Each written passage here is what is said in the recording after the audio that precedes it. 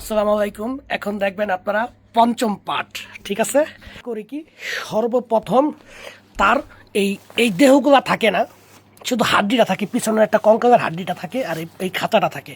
তখন আমরা এই যে দেখছেন, এই যে কারো সুতা থাকে, কারো চেন থাকে, তখন আমরা এই চেনটার উঠাই।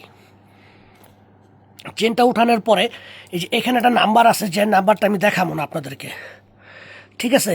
এই যে একটা নাম্বার থাকে, দূরত্বে দেখেন যাতে আপনারা বুঝতে না পারে, একটা নাম্বারের মতন দেখা যায়। হ্যাঁ, তখন আমরা করি কি, এই চেনটারে কাইটা বাইর করি। তখন এটার মধ্যে একটা নাম্বার আছে। হ্যাঁ, এই যে দেখেন, এই যে এই নাম্বারটা আমি ঢেকে রাখছি আর কি।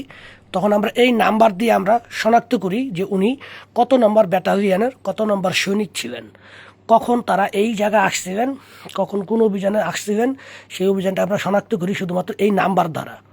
তাছাড়াও তার ব্যক্তিগত অনেক ডিটেলস আছে, যেটা কিনা আমি আপনাদেরকে এখনই দেখাচ্ছি, মানে ষষ্ঠ ধাপে।